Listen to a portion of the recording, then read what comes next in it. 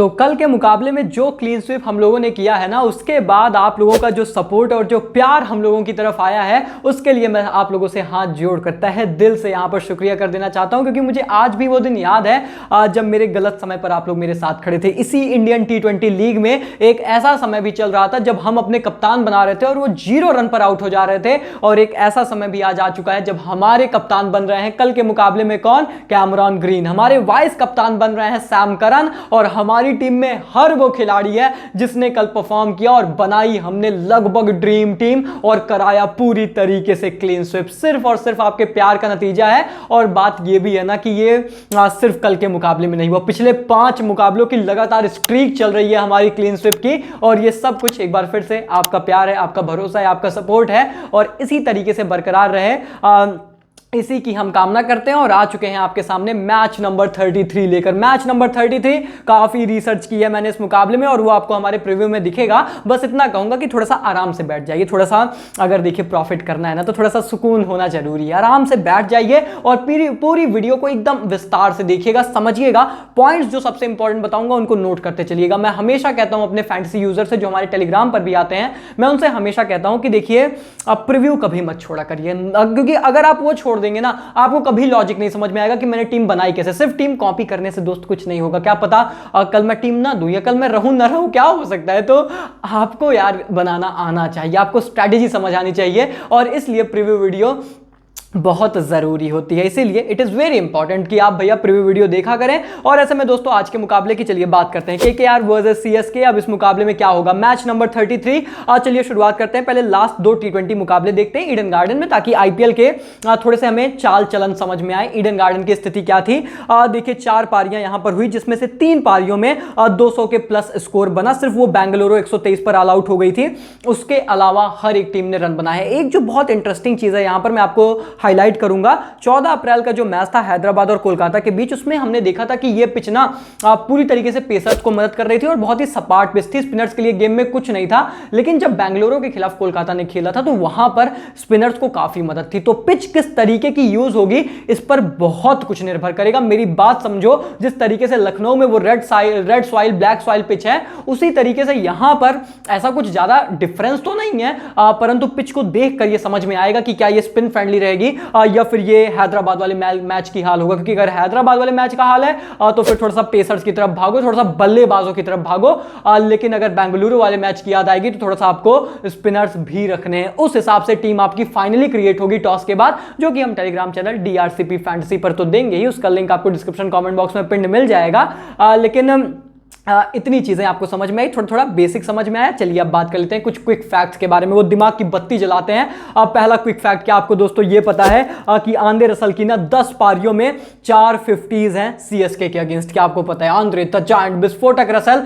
क्या इनको टीम में रखना है? चलिए बताऊंगा। दूसरी बात कर लेते हैं, वरुण चक्रवर्ती ने महेंद्र सिंह धोनी को 16 गेंदों में 3 बार आउट कर रखा है इंडियन T20 लीग में। और फिर उसके बाद आप ये भी याद रखें कि महेंद्र सिंह धोनी एक ऐसे खिलाड़ी हैं जिनको KKR के खिलाफ खेलना बहुत पसंद है, बहुत बेहतरीन रिकॉर्ड्स रखते हैं। तो ऐसे में अब समझ नहीं आ रहा वरुण चक्रवर्ती भी आएंगे सामने, तो टीम में रखें ना रखें, बैटिंग आएगी भी इनकी कि नहीं आएगी, हम तो हैं, हम हैं ना, आप परेशान मत हो, ये सब कुछ आपको समझाएंगे। अभी चलिए सबसे पहले बात कर लेते हैं पिच रिपोर्ट के बारे में। किस तरीके की पिच रिपोर्ट हमें ईडन गार्डन की नजर आ रही है, ध्यान से सुनिएगा, इंपॉर्टेंट पहलू है। सबसे पहले बता दूं आप लोग को कि ईडन ने अब तक कहीं ना कहीं कुछ हाई स्कोरिंग गेम्स प्रोड्यूस किए हैं, जो कि मैंने आपको बता भी दिया, सारी चीजें दिखा दी, और बैटर्स के बल्ले से रन निकले हैं। मतलब वो सिर्फ बेंगलुरु एकमात्र ऐसी टीम थी जिसने इस पिच पर रन नहीं बनाया, बाकी सब ने रन बनाए हैं, ठीक ठाक रन बनाए हैं। और उसके बाद दूसरा फैक्टर यह है कि पिच पे ना स्पिनर्स के लिए पहली पारी में मदद जरूर देखने को मिली है, दूसरी पारी में शबनम की वजह से वो चीजें उतनी इफेक्ट नहीं होती। हालांकि KKR ने जब बेंगलुरु को हराया था तो दूसरी पारी में भी इनके स्पिनर्स ने डोमिनेट बहुत अच्छे से किया था, लेकिन यहां पर मदद है। लेकिन सबसे इंपॉर्टेंट पॉइंट, तीसरा पॉइंट है सबसे इंपॉर्टेंट, पेसर्स के लिए ठीक ठाक मदद रहती है पावर प्ले में, और ये दोनों पारियों में देखने को मिला, स्पेशली दूसरी पारी में तो बहुत मदद रहती है। अगर आपकी टीम के पास पेस क्वालिटी है तो आप सामने वाली टीम को वही नेस्ता नाबूद कर सकते हो। लेकिन क्या KKR के पास ये क्वालिटी है? ना, नहीं है, नहीं है KKR के पास। क्या CSK के पास है भी, नहीं भी है। बहुत कुछ यहां पर ध्यान में रखना पड़ेगा, जब आप ये टीम बनाएंगे सब कुछ बताऊंगा। लेकिन शबनम का रोल बहुत इंपॉर्टेंट होगा इस मुकाबले में, स्पेशली दूसरी पारी में, क्योंकि ड्यू आती है यहाँ पर, हमने देखा है, और ड्यू से मदद भी मिलती है खिलाड़ियों को। ये सारी चीजें आपको ध्यान में रखनी है। और इसके पहले कि हम आगे बढ़े, मैं एक बहुत ही इंटरेस्टिंग सेगमेंट आप लोग के लिए लेकर आया हूं, जहां पर हम इस वेन्यू पर रीसेंट मुकाबले देखते हैं और जानने का प्रयास करते हैं कि इन पिचेस पर एक्चुअली किसने कितनी विकेटें चटकाई, किसको ज्यादा मदद मिली, पेसर्स स्पिनर्स, ताकि उस हिसाब से आप अपनी टीम में खिलाड़ियों को रख सके। तो हैदराबाद केकेआर के मैच में पेसर्स ने चटकाई कुल मिला के 8 विकेटें, पहली पारी में 3, दूसरी पारी में 5, और स्पिनर्स ने यहां पर जो है मात्र 3 विकेट चटकाई। लेकिन जब आप बात करेंगे केकेआर बनाम आरसीबी के मुकाबले में, तो यहां पर पेसर्स ने चटकाई 5 विकेट, लेकिन स्पिनर्स को मिले 12 विकेट। यही मैं आपको बता रहा था कि 2 पिच थी और 2 बिल्कुल ही अलग तरीके से बर्ताव हुए। एक पिच पर स्पिनर्स को मदद थी और दूसरे पिच पर वो पेसर्स को मदद थी, लेकिन स्पिनर्स के लिए कुछ खास परचेज नहीं था। तो पिच देखना अहम किरदार निभाएगा, ये बात यहां पर ये आंकड़े चीख चीख कर कह रहे हैं। और उसके बाद दोस्तों एक जो बहुत इंपॉर्टेंट पावर प्ले का यहां पर फैक्टर है, जिसको आपको ध्यान में रखना है। लास्ट 10 टी20 मुकाबले मैंने ईडन गार्डन में देखे और देखा कि पावर प्ले में क्या होता है लास्ट 10 टी20 मुकाबलों में, और रिजल्ट्स आप लोग देखिए भैया। लास्ट 10 टी20 में पहली पारी में हर एक मुकाबले में कम से कम 1 विकेट गिरी है। पावर प्ले के अंदर 1 विकेट गिरती ही गिरती है, और सेकंड इनिंग में तो इससे भी ज्यादा 3 से 2 विकेटें हर एक पारी में गिर जा रही हैं। मतलब क्या है, जिसका मतलब वही है जो मैंने आपको पिच रिपोर्ट में बताया कि दूसरी इनिंग में अच्छी परचेज रहती है पेसर्स के लिए, और यहां पर विकेट गिरती है। पावर प्ले के बल्लेबाज जब सामने डेवॉन कॉनवे होंगे, ऋतुराज गायकवाड़ होंगे, जब सामने होंगे यहां पर लिटन दास में भी एंड जेसन रॉय, किसको कितना पिक कर सकते हो। बहुत लोग सोच रहे होंगे कॉनवे को कप्तान बनाने का, गायकवाड़ को कप्तान बनाने का। इन आंकड़ों को देखकर क्या अब ऐसा लग रहा है कि ऐसा करना चाहिए? अगर लग रहा है तो चलिए क्यों लग रहा है वो भी समझाऊंगा, नहीं लग रहा है तो क्यों नहीं लग रहा है वो भी बताऊंगा। बस आप लोग मेरे साथ जुड़े रहिए। लेकिन ये आंकड़े याद रखना कि विकेट गिरती ही गिरती है, पावर प्ले में विकेट गिरनी ही गिरनी है। ऐसे एटलीस्ट आंकड़े लास्ट 10 मुकाबलों के चीख चीख कर यही कह रहे हैं। और ऐसे में दोस्तों हम बात करेंगे टॉप पिक्स के बारे में, और यहीं पर मैं समझाऊंगा कि क्या सीएसके के लिए ये इतना बड़ा रिस्क होगा या फिर नहीं। लेकिन चलिए सबसे पहले बात कर लेते हैं टॉप पिक्स के बारे में और कौन कौन से मेरे खिलाड़ी टॉप पिक हैं। नंबर 1 पर आते हैं Ravindra sir Jadeja. Ravindra Jadeja he is a safe choice, इसीलिए मैं उनके साथ जा रहा हूं। लेफ्ट आर्म ऑर्थोडॉक्स है और ये थोड़ी सी टीम ना ये फंसती हुई नजर आती है। केकेआर टीम ये स्लो लेफ्ट आर्म ऑर्थोडॉक्स के अगेंस्ट थोड़ा सा फंसते हैं, थोड़ा सा हैरान परेशान होते हैं। अक्षर पटेल का आप एग्जांपल ले लीजिए, इसलिए रविंद्र जडेजा आपके लिए की प्लेयर बन जाएंगे आज के इस मुकाबले में। और उसके अलावा इनके जो हेड टू हेड आंकड़े हैं वो एक्चुअली बहुत जबरदस्त है। इस वेन्यू पर भी इनकी एवरेज 45 की है, और गेंदबाजी करते हुए इस वेन्यू पर इन्होंने 11 पारियों में 8 विकेटें भी चटकाई हैं, और हेड टू हेड भी आप देखेंगे तो 41 की एवरेज है। तो बल्ले के साथ आज इनका कंट्रीब्यूशन देखने को मिल सकता है, स्पेशली अगर शुरुआत में विकेटें गिरती हैं, जो कि आंकड़े कह रहे हैं, ट्रेंड कह रहे हैं। तो फिर बल्ले के साथ कंट्रीब्यूशन प्लस इनका जो हेड टू हेड है वो बहुत जबरदस्त है, और प्लस इनकी स्लो लेफ्ट आर्म ऑर्थोडॉक्स, जो कि अगर स्पिन फ्रेंडली पिच रही तो बहुत डेडली कॉम्बिनेशन साबित हो जाएगा। इसीलिए Ravindra Jadeja is a must pick for this game आप सभी लोगों के लिए। और इसके बाद बात करूं दूसरी यहां पर टॉप पिक के बारे में, तो वो नजर आते हैं डेवॉन कॉनवे। अब आप कहेंगे कॉनवे भाई अभी तो आपने बोला पावर प्ले में विकेट गिरती है, तो क्या पता कॉनवे आज सस्ते में निपट जाए। आप बिल्कुल सही बात है, लॉजिकल है। अगर आपको रिस्क बिल्कुल नहीं लेना तो आप अवॉइड कर सकते हो इन्हें कप्तान या वाइस कप्तान बनाना। इनफैक्ट मैंने बनाया है या भी नहीं, वो भी अभी आगे चलकर बताऊंगा। लेकिन डेवॉन कॉनवे इसलिए मेरे भाई क्योंकि डेवॉन कॉनवे की कंसिस्टेंसी देखिए, सिर्फ इनकी कंसिस्टेंसी के साथ मैं जा रहा हूं। और दूसरा जो सबसे इंपॉर्टेंट पहलू है, एक ही पॉइंट पर तो हम कभी इतना बड़ा रिस्क नहीं ले सकते कि टॉप पिक में डाल दें। दूसरा पॉइंट यह है कि केकेआर टीम की मैं बॉलिंग लाइनअप देखता हूं। मैं देखता हूं उमेश यादव को कहां विकेट मिली है, वो गिन चुन के शायद एक आध विकेट उन्हें मिली है इस पूरे आईपीएल में, अब वो विकेट चटका नहीं पा रहे। उसके बाद उनका जोड़ीदार कौन होगा? Lockie Ferguson. अगर वो होते हैं मान लीजिए तो विकेट तो उनको भी नहीं मिली है, अनटिल एंड अनलेस कि पावर प्ले के भीतर, जो कि बहुत चांसेस हैं कि केकेआर टीम स्पिनर्स इंट्रोड्यूस कर देगी। अब उनसे मुझे डर है, मुझे केकेआर टीम के पेसर से डर नहीं है, मुझे उनके स्पिनर से डर लग रहा है कि वहां कहीं ना कहीं डेवॉन कॉनवे फंस सकते हैं। लेकिन फिर भी मेरी टॉप पिक तो है, ऋतुराज गायकवाड़ नहीं है पर डेवॉन कॉनवे है डेफिनेटली मेरी टॉप पिक आज के मुकाबले में। गट फील है, मुझे लगता है जिस तरीके की फॉर्म में अच्छा कर सकता है बंदा। और क्या पता एकदम फ्लैटी पिच मिल गई तब तो ये सब सोचना ही नहीं रहेगा, चुपचाप इनको कप्तान वाइस कप्तान बना दो। लेकिन अगर पिच जैसी हम सोच रहे हैं वैसी रही तब दिक्कत हो सकती है। और इसके बाद मेरी तीसरी टॉप पिक है सुनील नारायण, मतलब केकेआर के लिए ईडन गार्डन में। एक्चुअली ईडन गार्डन में सबसे ज्यादा विकेट चटकाने वाले का नाम सुनील नारायण है। और सीएसके के खिलाफ स्पेशली इनको खेलना बहुत ज्यादा पसंद है, क्योंकि सीएसके के खिलाफ इनके हेड टू हेड आंकड़े ये कहते हैं कि भाई देखिए बैटिंग तो बिल्कुल ही नहीं होती इनसे, लेकिन गेंदबाजी में अच्छा किया है। 20 पारियों में 24 विकेटें हैं इनकी, तो विकेट चटकाते हैं ये, सीएसके के बल्लेबाजों को फंसा लेते हैं। और ये इनके लिए सबसे बड़ी कला है। अगर इनको 2 या 3 विकेट मिल गई भाई तो हो गए आपके लिए। अगर वाइस कप्तान है तो आपके टॉप क्वालिटी वाइस कप्तान बन जाएंगे। और इसीलिए, और क्या पता बल्ले से क्या मतलब वो 15 रन के भी कैमियो आ गया, 20 रन का भी कैमियो आ गया, तो हो गया भाई आपका ड्रीम कप्तान बन गया बंदा। और इसीलिए अनड्रॉपेबल है सुनील नारायण इस मुकाबले के लिए, एटलीस्ट मुझे अभी तो यही लग रहा है। पिच को देखने देखने के बाद मैं ये फैसला बदल सकता हूं। खैर ऐसे में मेरी चौथी topic, Andre the giant Russell खेलना पसंद है। इनको सीएसके के खिलाफ, जैसे आरसीबी के खिलाफ खेलना पसंद है, वैसे सीएसके के भी खिलाफ इनके रिश्ते नाते अच्छे ही रहे हैं। और इस वेन्यू पर तो वैसे भी 36 की एवरेज है, सीएसके के अगेंस्ट 45 की एवरेज है मेरे भाई। और हाल फिलहाल की जो हालिया फॉर्म है वो भी अच्छी है। जब बल्ले से कंट्रीब्यूट किया है तो गेंद से वैसे नहीं कर पाए हैं, लेकिन जब बल्ले से नहीं किया है तो गेंद से कंट्रीब्यूट किया है, तो इनका कॉन्ट्री हमेशा रहता है टीम के लिए।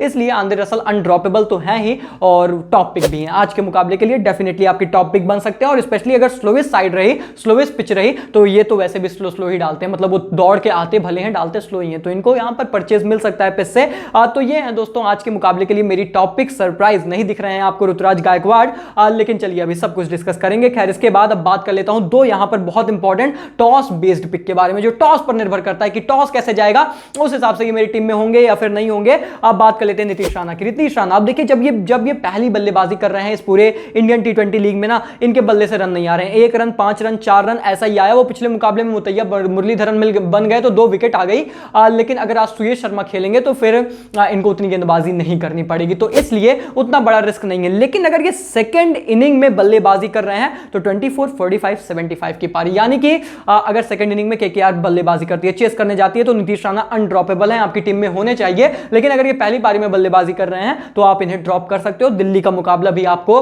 प्राइम एग्जांपल अभी रिसेंटली याद होगा। और ये मेरी टॉस बेस्ड पिक रहेंगे कंप्लीटली। और दूसरी मेरी टॉस बेस्ड पिक रहेंगे मोइन अली। मोइन अली पिछले मुकाबले में भी ऐसे ही थे, मैंने बाद में ड्रॉप कर दिया था। जिन्होंने यूट्यूब वीडियो देखी थी उनको पता था, जिन्होंने टेलीग्राम पे आया वो बौखला गए, वो कहे मोइन अली कैसे ड्रॉप कर सकते हो, और उन्होंने कुछ नहीं किया, विकेट भी नहीं मिली उन्हें और बल्ले से भी कोई खास ज्यादा कंट्रीब्यूशन नहीं आया। तो इसीलिए अब देखिए मोइन अली यहां भी मेरी टॉस बेस्ड पिक ही रहेंगे।